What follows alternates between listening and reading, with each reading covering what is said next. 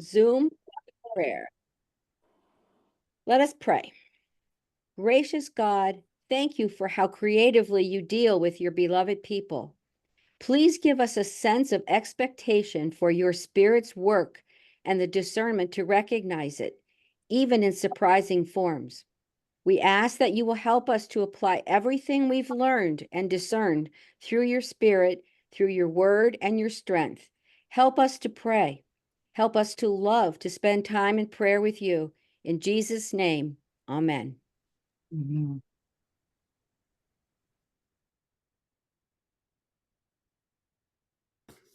Thank you, Chris. I think Drew is gonna display our slides. Pulling that up. Sandy, did you want to go over a couple of housekeeping? Zoom right, housekeeping? you're up. That's okay. Right. So go ahead.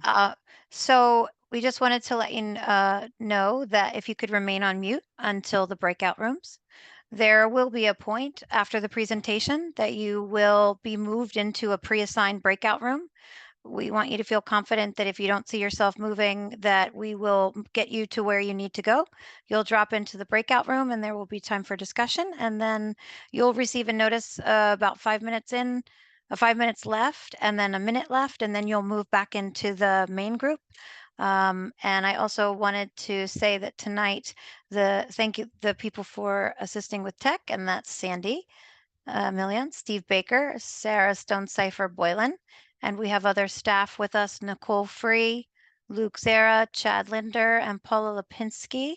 Did I miss anyone, Sandy? I don't think so. Please use the chat if you have questions. Melinda Artman too. Oh, Melinda Artman. Yes, thank you, Bishop Kevin.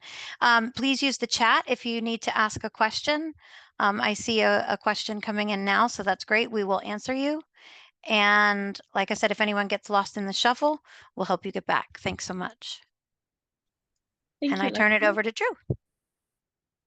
I think I'm up before Drew, right? Mm-hmm. Correct. Hello, everyone. Welcome. Thank you for being here. For those that don't know me, my name is Sandy Millian.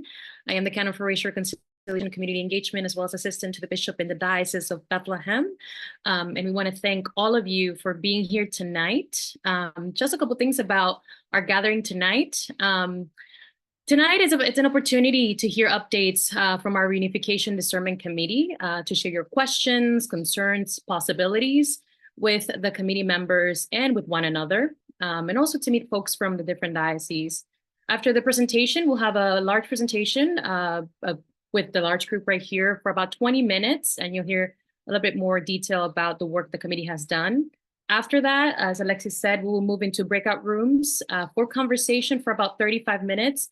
And you'll be with members from the committee and other staff members. And then we will return to the full group to hear a brief recap of our time together in our breakout rooms before we close with a prayer and farewell. So Drew, you are up. Great, thank you very much. So hi everyone, I'm Drew Dorgan. I'm on the Diocesan Reunification Discernment Committee, and I'm with the Diocese of Central Pennsylvania. So we're going to run through a little bit of history of how we got here. It started 2 years ago, if you can believe that, in October of 2022, when we adopted a resolution at our conventions.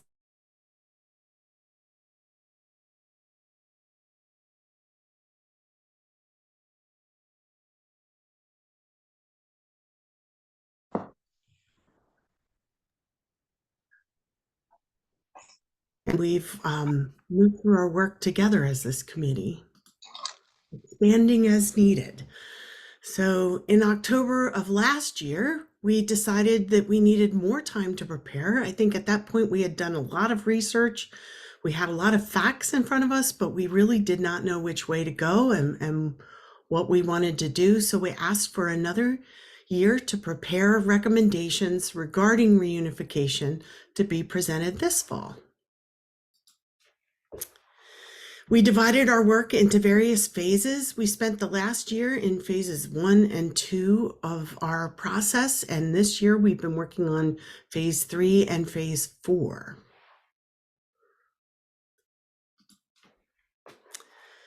So throughout the process, we've published lots of regular updates. I hope you've all seen them. If you haven't found the Diocesan Reunification site, which Sandy and Alexis keep putting in the chat for me, so the link is there. But you can also go to your diocesan website and drill down and look for the link to the Reunification website. But we've published updates with parochial data from our congregations, data about our research on other Episcopal dioceses in similar processes. We've published financial summaries of both dioceses. We've published information on the ministry of the episcopate in our diocese and about a lot of information about shared ministries throughout.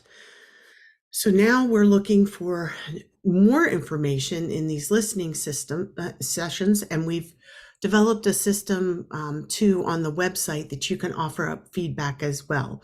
So feel free, if you think of something after tonight and you want to put it in somewhere, you can send it through the feedback system and we'll all get it. So let's look at our timeline. If we decide to reunify, we would vote on that in October at our convention, our joint conventions this year, sort of a joint and separate convention.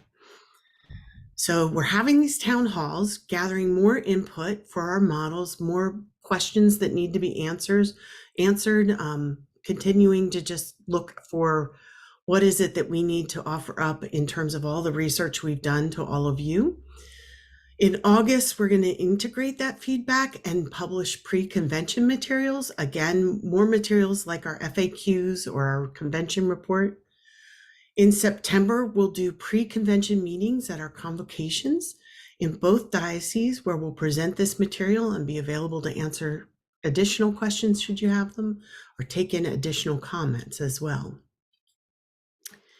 If we do decide to reunify, and the vote is positive by both dioceses, we would do that at our joint convention, and then 2025 would become a year of transition. So there's lots of work to be done in the transition, lots of finalizing things, but we would still operate as separate dioceses with separate budgets. And then we would become one in January of 2026.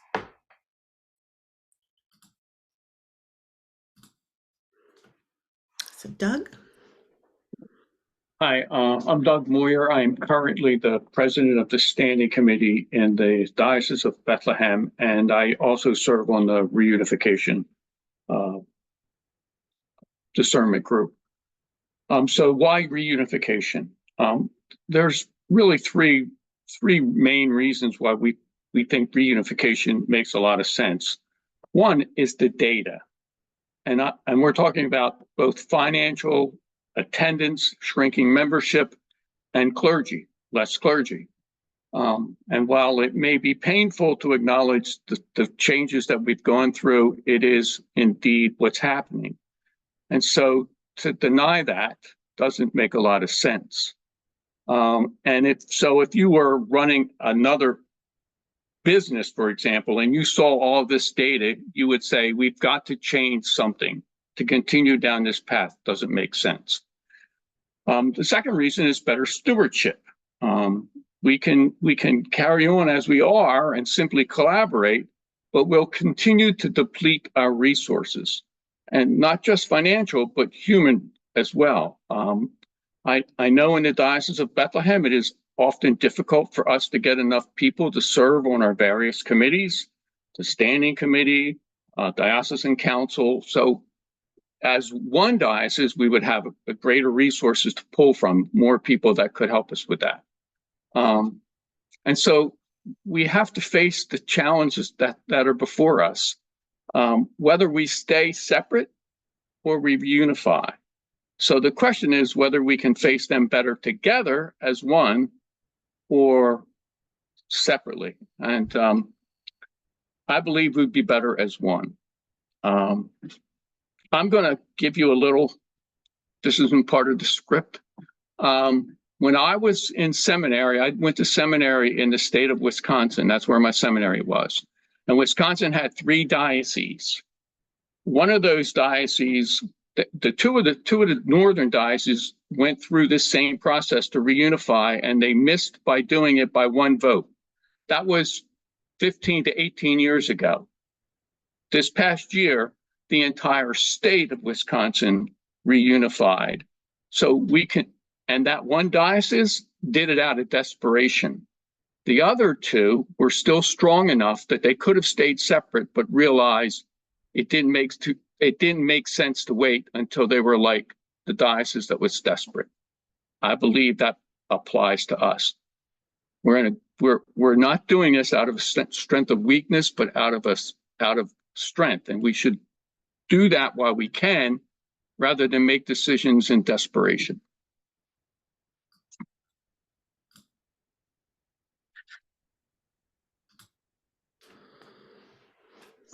Hi, everyone. Good evening. George Park with Diocese of Central Pennsylvania, member of the Reunification Discernment Committee. So adding on to Doug's earlier point, why reunify now? Looking at it, so the Episcopal Church will be here tomorrow. So, as the slide notes, reunification is the work we do now, but it's really setting the foundation for the sake of the Episcopal Church beyond our lifespan and for future generations. Someone on the committee at one point made a statement, and it really resonated and stuck with me. And it was the point around, we're planting a tree today for future generations. We may not see the shade of that tree, but we're making sure that it's here for those future generations to enjoy the shade and the fruits that are being produced. So the movement of reunification, it's really grounded in love for our church. It's the gratitude for our church and for those who have served and given for generations. And again, planting those seeds and for the future.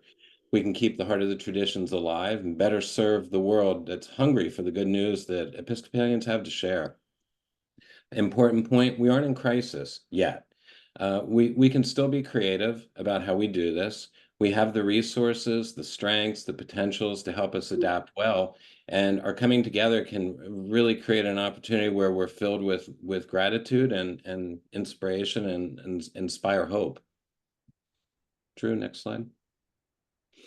So presiding Bishop-elect Sean Rowe at the 81st General Convention of the Episcopal Church noted, people in our region are resilient, but we've spent years resisting the change that was forced on us, wishing things that would go back to being the way they had been.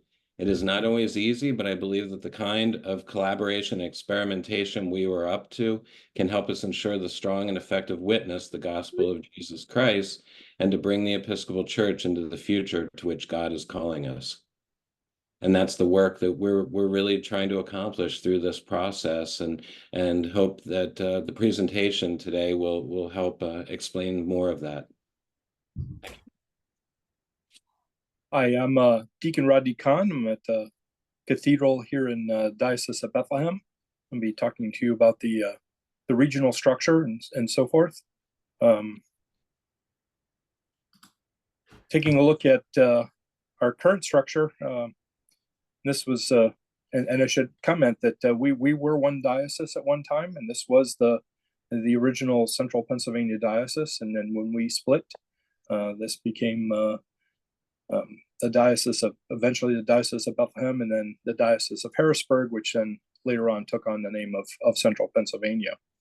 So you can see that while Central Pennsylvania is a little larger, if you count up the number of parishes, we're relatively the same size. And we're in a convocation structure on both dioceses. So if you go to the next slide, splitting up those convocations somewhat evenly in number of parishes, this would be a regional structure. The Diocese of Bethlehem currently has a canon missioner for the north and the south. We have the cathedral in the south and a pro-cathedral in the north, very much like Central Pennsylvania has a cathedral in the south and a pro-cathedral in the north, as well as currently a canon missioner in the northern part, in the northern tier. This structure here would align things a little bit better. The only major change that you might see is the County of Lebanon, which only affects one parish, would move into the southwest region, because quite frankly, they're much closer to multiple parishes in that part of the world than it is over in this way. So if you go to the next slide, please. So this basically lets you know how the convocations, number of parishes, and the cathedral, pro-cathedral are laid out. Basically a northwest, northeast, and a southwest and a southeast. Not terribly creative names, but they certainly describe how everything is put together and where everybody's going to be at to help support each other for both the parishes, but also with canon missioners and also taking care of things that need to happen at the diocesan level. Thank you.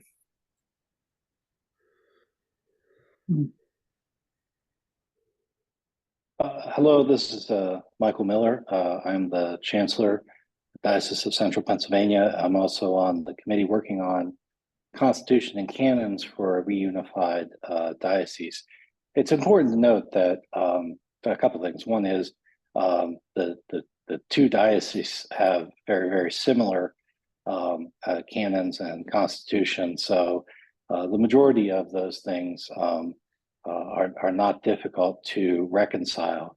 We have about 8 articles currently. We've met, I think, 4 or 5 times. And look, here's the good news. 5 lawyers have met 5 times, and we only have 8 items that we want to get some further clarity on from the bishops. That's got to be a world record. And these articles that we want clarification on are not anything earth-shattering. So the standing committee, I think in Dio-Beth has 12 and CPA has 8, or I may have it reversed because I don't have my notes exactly in front of me. And we want to sit down with the bishops and talk about what the correct number that we recommend to a rejoin diocese ought to be. And so none of these things, as we go through them, they're all in that kind of nature of that circumstance. And what we're really trying to do is put together a framework that people can take a look at and kick the tires on.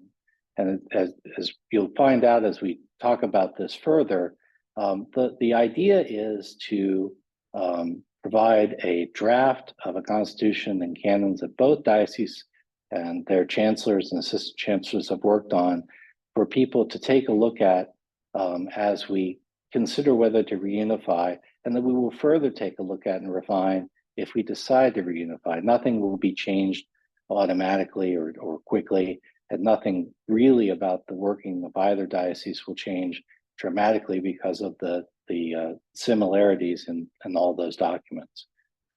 Drew, is there another slide? I think then I will let that go to Jim, I guess.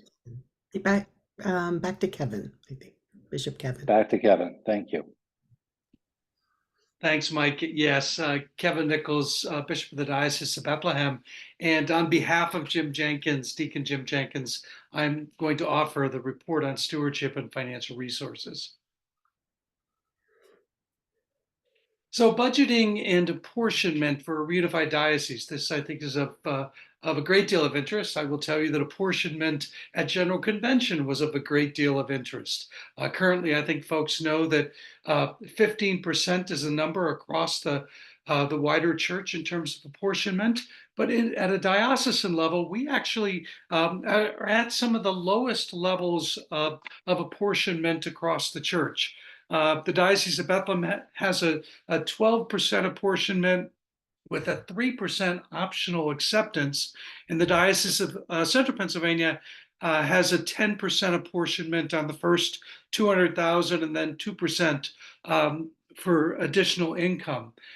What Jim and others are doing on the team is to really look at these numbers and to try to gauge how we can get to the lowest possible level of apportionment and still maintain what we need in terms of staffing and ministry and justice ministries. So the reunification model that we're looking towards at the current moment would be within 1% of current practices.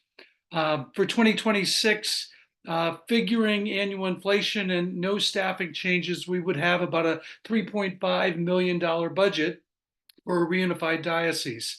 And if we remain separate using the same processes or modeling or budgets, it would actually be 4.1 million. So you can see a significant savings that's being initially brought forth by folks who are taking the first look at this of about 600,000 or 14%. So as was mentioned earlier, 2025 will be a transition year, which means that both of the budgets coming from each diocese at our convention will be separate budgets. So we will continue to function as we have been generally for 2025. And during that time, we would form a joint finance committee.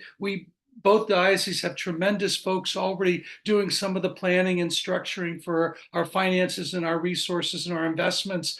They would come together to form a unified committee during that time and help to develop a budget for 2026 and probably have a clearer sense of what that number might look like in terms of apportionment. 2026, we would be a reunified diocese. So the apportionment goal, again, within 1% of current practices. We would also, we believe, see savings by reducing or moving away from a duplications of systems and processes, software, some office expenses, multiple events that are held separately could be held jointly. And then staffing would be a hybrid model of centralized and dispersed, and there would be associated costs with that. As some of you know, in the Diocese of Bethlehem, we're already looking at a shifting of our diocesan offices as there's a growing need for a local nonprofit entity that was an offshoot of the Diocese of Bethlehem, New Bethany, to assume our office space currently and maybe to take that over entirely. So there will be options in terms of resources for the future.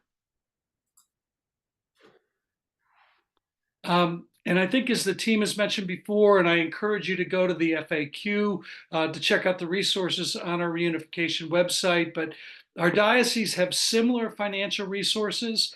Neither diocese has significant indebtedness other than funds that are held on behalf of parishes.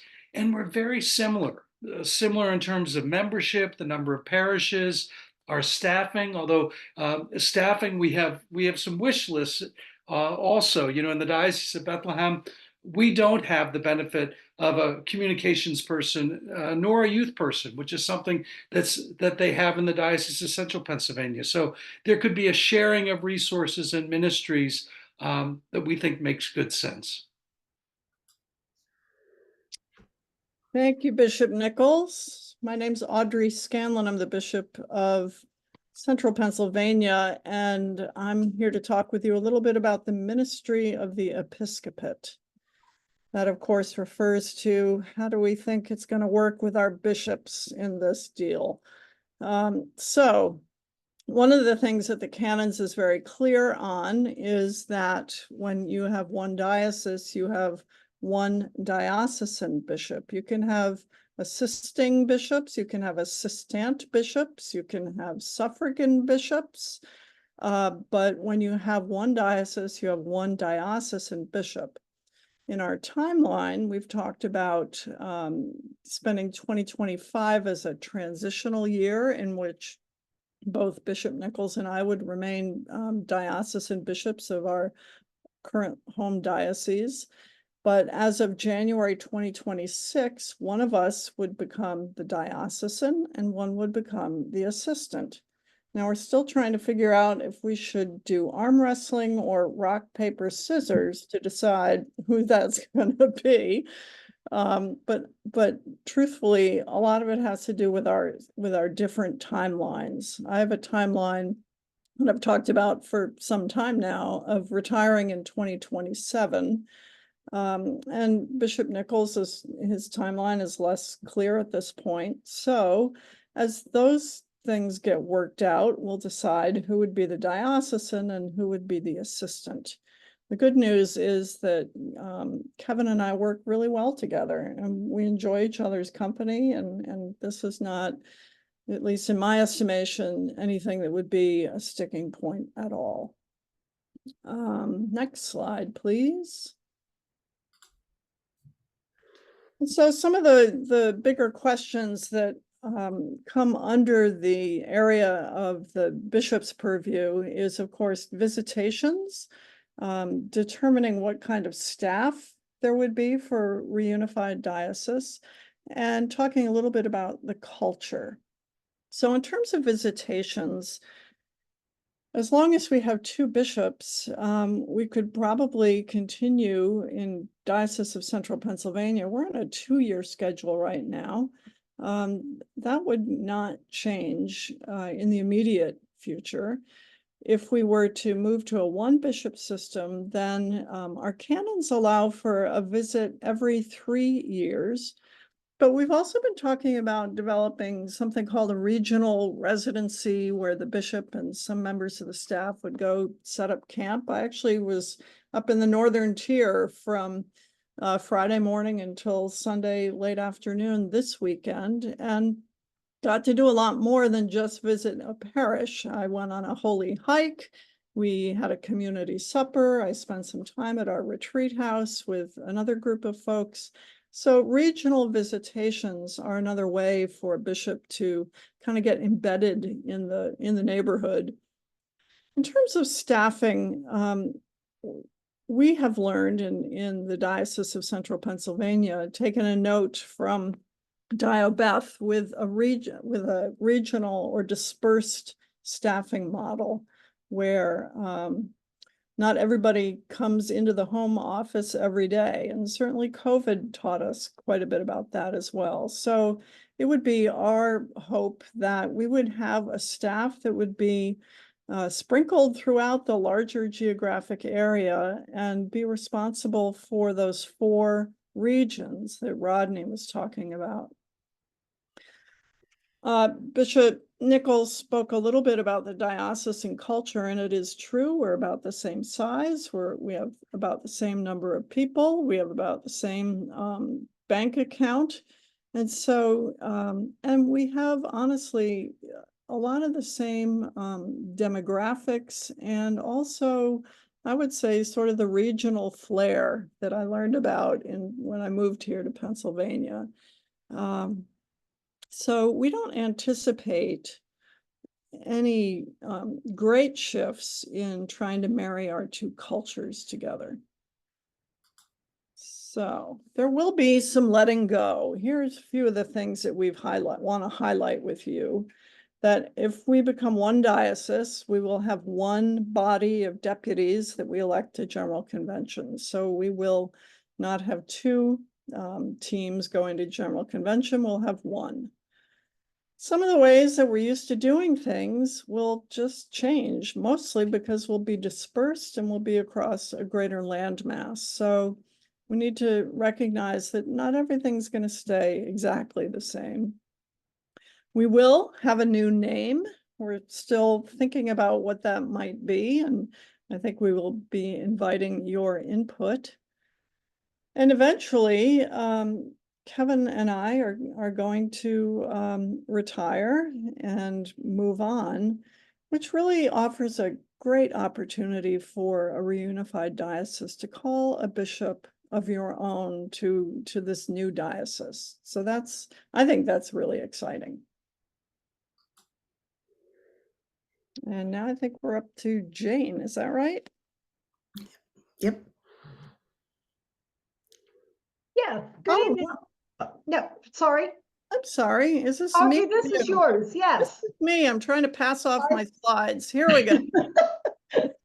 So this last slide is Kevin and I were reflecting a little bit about the call of a bishop. One of the things that we've talked about is that the call of a bishop, while it is to a specific diocese, it's also to serve as a minister for the wider church.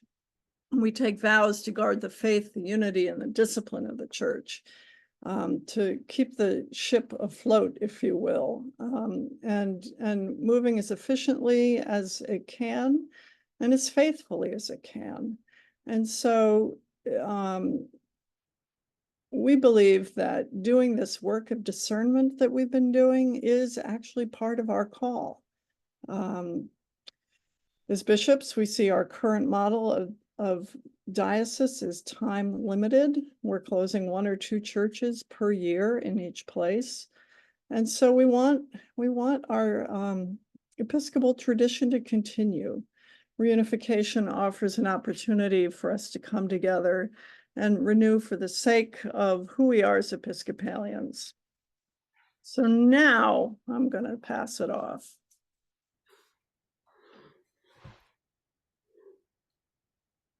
Good evening. I'm Deacon Jane from Central Pennsylvania. I serve on the Reunification Committee along with Chris Sutton as one of the chaplains. And I have a lot of exciting things to share with you this evening. Great news is we already have the blessing of collaborating with each other across the diocesan lines. This has been going on. It predates actually the formal discussions and then the formation of the Reunification Committee. The Stevenson School for quite a few years has been having folks who are looking for discernment as far as ordination or lay ministry have attended the Stevenson School for Ministry. I had the privilege of teaching several classes and had some of your deacons in my class. We've joined together for pride events, for commission of ministry discussions. VELI is Vital Effective Leadership Institute, where folks who are heading up a parish on their own for the first time meet together for a length of time for learning and discussion. And we're learning that this impact is actually greater than we thought it might be. It's wonderful to meet folks that are engaged in similar ministries and we're in different dioceses. So I find it exciting and encouraging that we're already doing this. Our greater mission beyond diocesan lines is that we are, as Episcopalians, committed to carrying out the work of Jesus and the mission in the church. And one of the ways that the 2 dioceses have worked together is medical debt relief. One of our parishes joined with one from Diocese of Bethlehem and raised money to help reduce the medical debt for folks. And again, this is just one example of the hope that we have and the strength we have in reaching across the lines to help each other. There's more people involved, more resources to use when we work together in some of these events. And the clergy conference. This was a fantastic 48 hours that the clergy from both dioceses were together. We had a phenomenal speaker, Craig Loya from Minnesota. The bishop was with us. It was a great way sitting outside with a cold drink, talking to each other. Chris Sutton and I got the deacons together and we got to know each other better, found out about common ministries that we have. We're looking forward to having our deacons join together in the future for some events. Priests met other priests from similar parishes. We shared ministries, and it was wonderful to be together in a mostly informal setting and just share about our work and having the support from other people in similar ministries. So we're already working across these lines, and whatever we discern as the future, these kinds of joint collaborations and ministries aren't going to stop. I can see us continuing to work together because we do share this common ministry to be Christ in the world.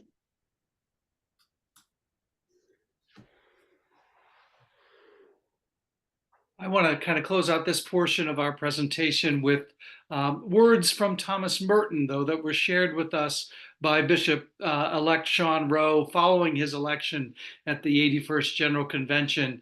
And there we were gathered in Louisville, and the 4th and Walnut, 4th is now Ahmad Ali Way, I believe.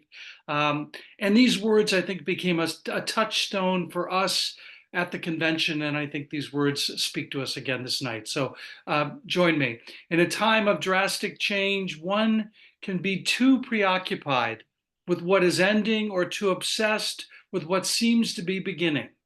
In either case, one loses touch with the present and with its obscure but dynamic possibilities. What really matters is openness, readiness, attention, courage to face risk. You do not need to know precisely what is happening or exactly where it is all going. What you need is to recognize the possibilities and challenges offered by the present moment and to embrace them with courage, faith, and hope. In such an event, courage is the authentic form taken by love.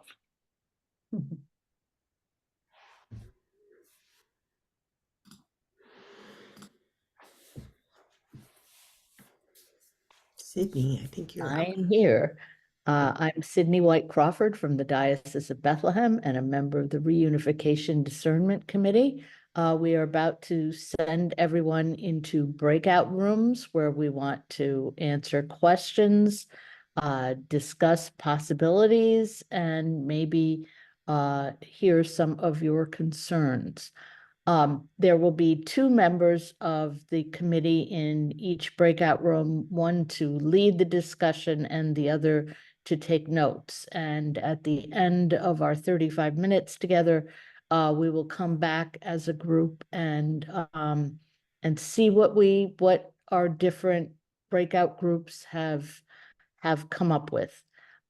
So see you all in 35 minutes.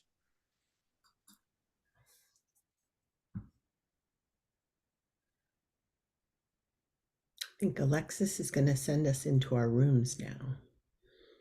I am. Here we go. And let me just, I have to check too.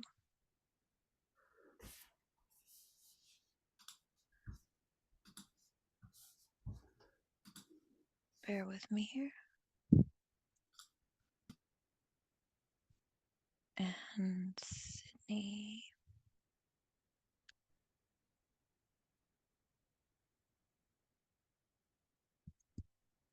And I'm moving. Okay, I'm going to open all the rooms. Here you go. See you in a bit. Bishop Kevin, Bishop Audrey, we said 30 minutes? 30 minutes. Okay, here we go.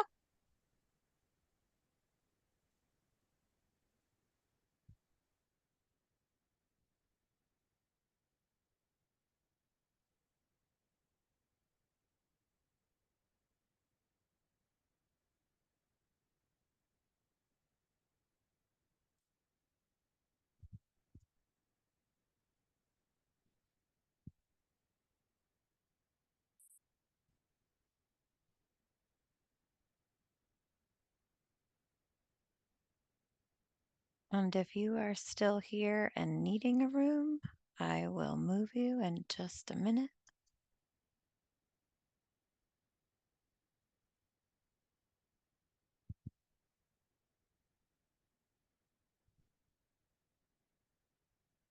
John Harwood, I need to move you to group 1. Great. Okay. And you should see something pop up Yeah. that says, okay, perfect. Hi, Carter. Hold on one second. Let me move you here to 2. You should see something pop up. Yeah. Okay. Sarah Grady, you should see something pop up to room 3. And Angel and Paul, one moment. And Angel, I'm sending you to room 5. And you should see something pop up. There we go. Okay, hold on. I'm going to pause the recording.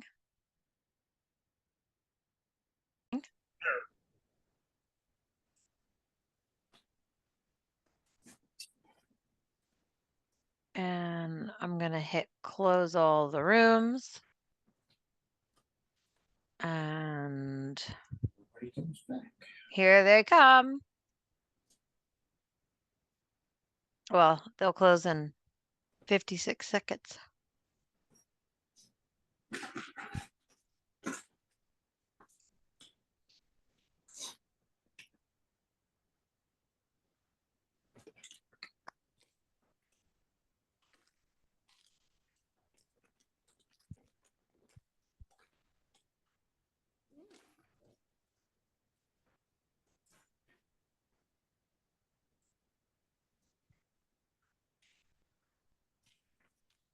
Welcome back to Zoomland.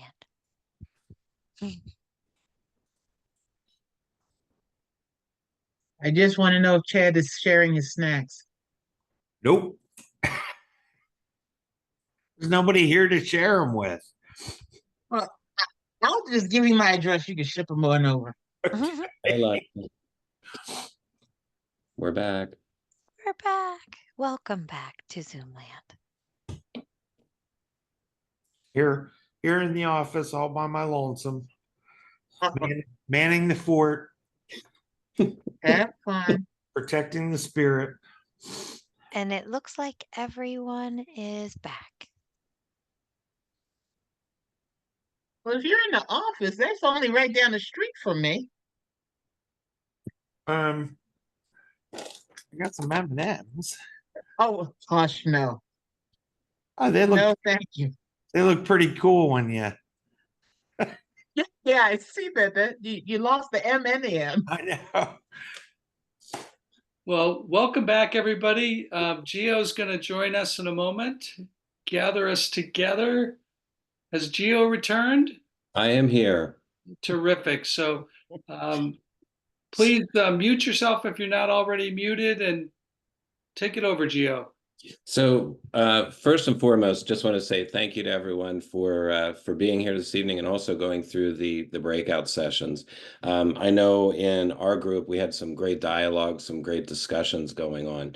What I would like to do is just take a minute and ask each of the breakout rooms, someone that was either the note keeper or leading the group, just to give 2 or 3 closing thoughts or themes that they were seeing coming out of their breakout sessions. So group 1, I don't know who wants to take the lead on that. I think that's John's going to do that for group 1. John, are you with us? Yeah, thanks. We had a good discussion. I'd like to talk really about questions that were raised. First was, how big an issue will distance be? And we've heard this question throughout all of our public sessions. And I think it's good to be reassured that we will have an organizational structure, for example, like canon missioners, that will help. We strongly believe that regional ministries can and will flourish, and that we will be creative at moving big events from place to place around the new shape, so that distance should not become a problem. It is a fact, but it doesn't have to be a problem. Secondly, and this builds on that point, there was a sense of we will have new friends, partners, and opportunities for collaboration. Each diocese is already doing some things that the other diocese is not doing but would like to do. We really have an opportunity to move forward quite rapidly in the next 5 years. And then a question, will there be an opportunity for shared services? A person asked perhaps about central purchasing or resource sharing.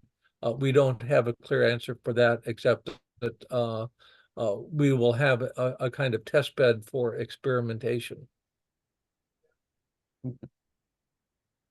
Thank you, John. Appreciate that. Group 2, some thoughts, themes? I think we are group 2, I believe. Yes, Paul is giving me the yes. Thank you. So 3 themes that came up for us, like John just reported from his group. The issue of travel was brought up, especially around considering that we have aging members who may not be able to make it to conventions. So we talked about the ways that since COVID, we've been using a Zoom for a lot of hybrid meetings. and all Zoom meetings also. Convention being the one time, especially this time, when we don't think that we can do a hybrid option. We had lots of compliments on the presentation tonight, people feeling very reassured and informed, feeling that the material that's been presented was comprehensive. So feels like people are getting a sense that we are working through as many of the issues as we've been able to identify. And then the first comment of our evening was from a younger person, a 25-year-old person, who said, you know, this is good because we need to think about the next generation.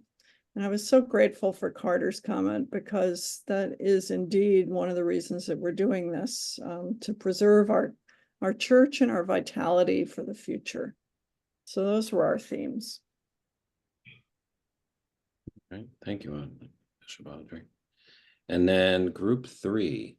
That's us. We were a small but very mighty group. Just a couple of things, 2 concerns. I'll start with Barbara's concern about with all these changes, there's potential for people not feeling heard. And people are quite possessive of their own buildings and identities. So hoping there's a strategic way of dealing with the changes that will come if we end up reunifying. Then there was another concern about the decline in membership, and is there conversation in the committee about evangelism? Are there ways that we're thinking about growth of membership? And on the other hand, we talked about that we also see growth. Although there's membership decline, there are other ways we're seeing growth in both of our dioceses, and we should be celebrating the things that the blessings that we see in our day-to-day, the growth that we see here and there. And then a possibility for folks is more fellowship.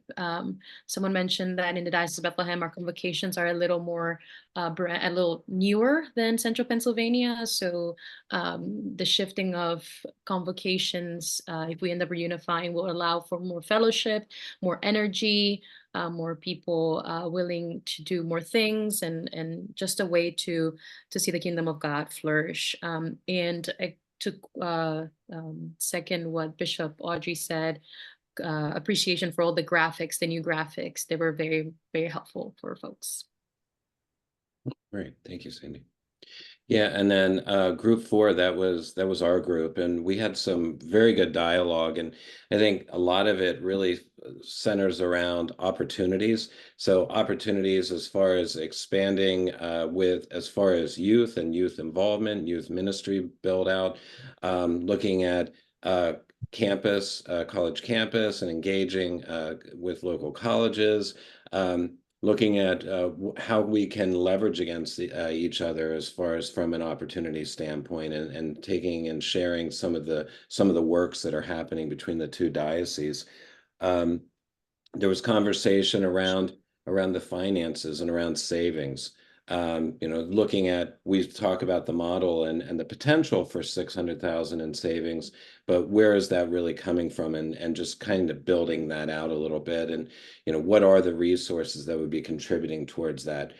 Are we considering the staffing resources and some of the other resources, and protecting those resources as we go through this model design? So maybe giving some more information around where those savings would truly stem from. And then a lot around geography, just as far as how the model will work, as far as the structure with the bishop and meeting and traveling and presence in the diocese. So there was talk about that as well. There was also, in regards to travel, as Bishop Audrey in her group mentioned, not only just to conventions, because parishes could be pretty far away from conventions, and some parishes are going to have a difficult time, especially for elder parishioners, but also the assignment of deacons. Since deacons are assigned by the bishop, can a deacon that's serving in Bethlehem suddenly find themselves in State College? So that came up. Yeah, and thank you, Doug. Yeah, and a lot of good conversation around what does that model look like as far as travel and presence in all the different areas. Leveraging technologies, realizing that we do have older members representing for some of the churches, and being cognizant of that. All right, group 5. I believe that's us, and I think Ginny will give our report.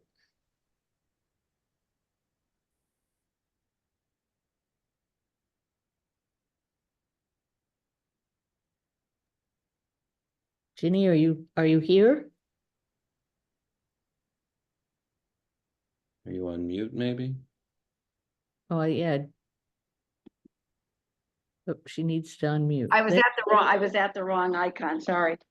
We had a really good discussion and some really good questions. One of them was, if we do go ahead and do this and someone leaves money to one diocese, will it stay in that diocese, or will it have to go to both dioceses? Another question was, we love our bishops and they seem to be very much in favor of this. And the person worried that when bishops speak, something usually happens. And is it a done deal? And another person wanted to know what happens to the DITs in both dioceses. And another one wanted to know the convocations. It seems that the regions are changed a bit, but will they still have the closeness that they've started to develop?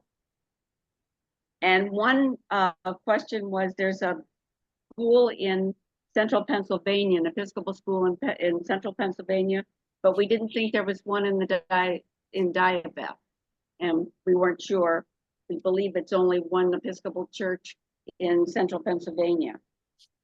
Another question was, what was the reason for separating to begin with? And as we know, that it was transportation, travel, that type of thing. And we threw out to them, what would the name of the diocese be?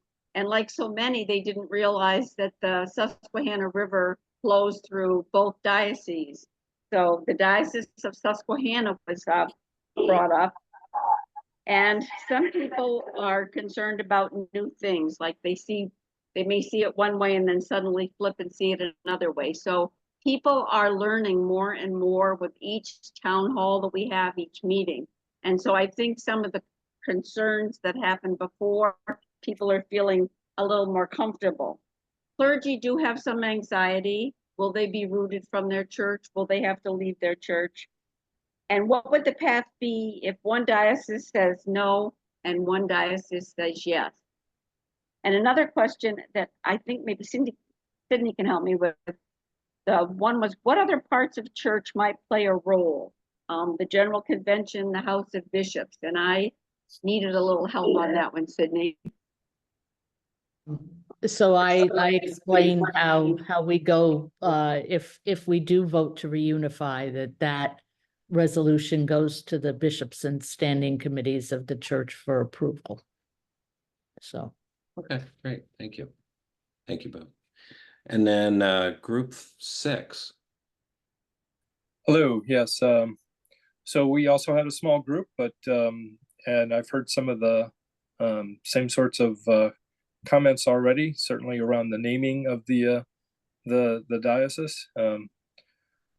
One question was about the use of the term reunification, that it sounded like it was more of a step backwards than a step forward. And I sort of explained that we're using that because that's the terminology used in the canons more than anything else, versus us having a choice of that or choosing to use that.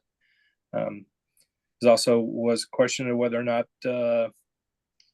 we should be reaching out or have reached out to all the dioceses in the state of Pennsylvania as to whether or not that would make sense as well, as to become one diocese across the state. Again, between questions and talking, information is going to continue to flow out of the committee, out of this particular discussions, and that people were invited to check the reunification website either through the link that's been shared or through the websites of the individual diocese. And one of the questions that was brought up as about parishes who might need to close. Is there a a sense of how many that might need to be, and how that might impact our finances and so forth into the future? And I think that pretty much covers the ones that weren't covered already. Great, thank you. Appreciate it, Rodney. So, again, on behalf of the entire discernment committee, just want to take the opportunity to thank you all for taking time out of your evenings to listen to us this evening. I think coming through this session and coming through the session last week, there was a lot of great information that was being communicated in, and some great questions and dialogue, and we truly appreciate all your feedback and everything that you've offered this evening. I think that, as we look forward, our next steps are really going to be taking all this great information that we've gathered between the two sessions and then really reviewing it and then finalizing the proposals so that we can come to convention this fall. But also making sure that taking the questions and some of the comments from this evening and last week and answering those, look for more information on our discernment website. You'll see more information out there. You may see our FAQs build out further based on some of the feedback today and last week. Again, some great questions. And there were some direct, I know in our group, and I'm sure in others, there was some direct dialogue that's going to lead to some follow-up with people. Because there's some great opportunities to engage with some of you on a more direct communication. But again, so we'll be finalizing the proposals, looking to come to the convention for the fall. Our recommendations will come to all the lay and clergy delegates as pre-convention material reads, and we'll be walking through them at our pre-convention meetings. So we'll definitely step through everything and review that with you. Again, you'll see it in the chat, and you'll see it in communications that continue to go out. But we really encourage you to visit the Reunification website for updates. Again, an updated FAQ will be coming out in early August. So a lot of that you'll see coming out of some of the dialogues and discussions tonight. So you may see one of your points come forward. So thank you for everything. Finally, I can't say enough. Please, please, please reach out to any of us with questions. We're here, we're available. We want to have dialogue. We want to have discussion. We want to understand what some of your concerns, your thoughts, and some of your great recommendations are. Our bishops, the members of the committee, we're very happy to respond to questions, whether it's through email. You can submit it through the Reunification website, and we'd be happy to talk. I never miss the opportunity to talk. Just contact us. But again, just thank you for supporting the process and for engaging this possibility on future for potential reunification. So with that, I don't know, Bishop Audrey, Bishop Kevin, any closing thoughts before I turn it over to Chris to lead us in final prayer for this evening? No, but thank you, Gio, and thank you everybody for being here. And as Gio said, we really do want to answer any questions you have. So go to our website. There's a form there where you can fill out any lingering questions that you have from tonight. Thank you. Kevin? I just can't say enough for everyone who came and made this possible tonight, and especially for our staff and tech support who were here, who were just incredible. Thank you. Thank you all. So with that, Chris, I'll ask you to lead us in final prayer for this evening. Thank you. I'd like to end our time together with this reminder. The light of God surrounds us. The love of God enfolds us. The power of God protects us. And the very presence of God watches over us. Wherever we are, God is. And may the God of hope fill you all with all joy and peace in the faith, so that you overflow with hope by the power of the Holy Spirit. Romans 15. Amen and good night. Amen. Yeah. Thank you, Good Chris. night. Good night, everyone. Good night. Blessings.